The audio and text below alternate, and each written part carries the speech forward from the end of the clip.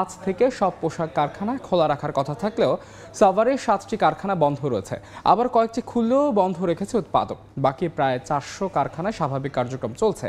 এদিকে গাজীপুরে খুলেছে সব কারখানা। এই মুহূর্তে আসলে আছেন রিপোর্টার কামরুল হাসান সবুজ এবং গাজীপুরের কালীগঞ্জে আছেন রাজিবুল হাসান। সরাসরি শুরুতেই যাচ্ছি সবুজের কাছে।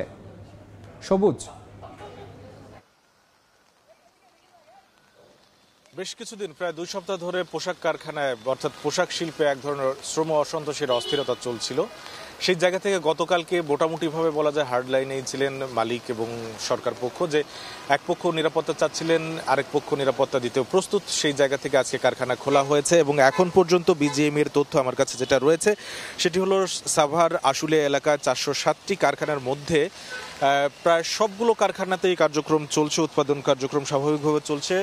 তবে 7টি কারখানা এখন পর্যন্ত বন্ধ রয়েছে এবং 6টি কারখানা খোলার পরে আসলে উৎপাদন বন্ধ রয়েছে। কিন্তু সেই উৎপাদন বন্ধ থাকলেও সেখানে শ্রমিক অসন্তোষের কোনো ঘটনা ঘটেনি। সেখানে আসলে স্বাভাবিকভাবে উৎপাদনটা কিভাবে শুরু করবে সেরকম কোনো বিষয় নিয়ে হয়তো মালিক পক্ষ ইনডিসিশনে আছেন। সেখানে আশা করা যাচ্ছে হয়তো কোনো একটা ভালো ফলাফল আসবে। আমরা কারখানার যারা এই যে নিরাপত্তার দায়িত্বে রয়েছেন কারখানা কর্তৃপক্ষের নিয়োজিত মানুষ, তারা বলছেন যে আসলে দুপুরের পরে আরেকটু ভালো পরিস্থিতি বোঝা যাবে দুপুরের পরে, কারণ এই কয়েকটা দিনই দেখা গেছে দুপুরে যে বিরতি দেওয়া হয় সেই বিরতির পরে শ্রমিকরা কারখানায় আসতে অনীহা প্রকাশ করেন কিংবা এসেও তারা গ্যাঞ্জাম বা অস্থিরতা তৈরি করেন। সেই জায়গা থেকে দুপুর পরে আসলে বোঝা যাবে যে স্বাভাবিকভাবে উৎপাদন কার্যক্রম যেটা চলছে সেটা চলবেই কিনা। আর এই যে পরিস্থিতি স্বাভাবিক রাখতে নিরাপত্তা ব্যবস্থা জোরদার করতে আমরা দেখছি যে সেনাবাহিনী এবং পুলিশের ব্যাপক টহল রয়েছে।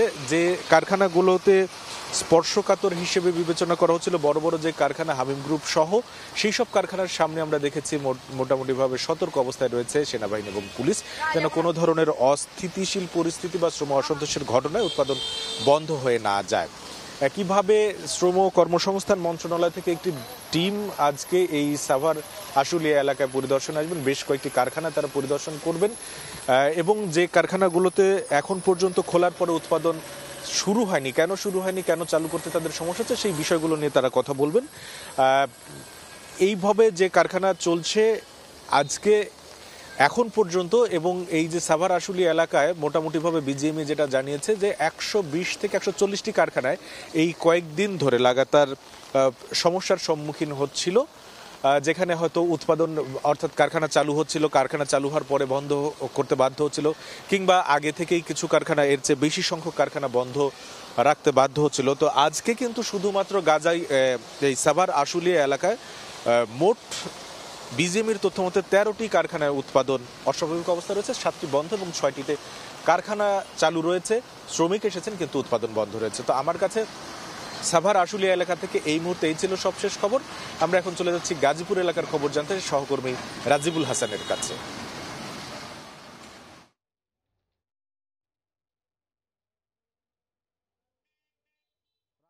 বৃষ্টি হয়েছে এবং সকালে এই বৃষ্টি উপেক্ষা করেই গার্মেন্টস শ্রমিকরা কাজে যোগদান করেছেন।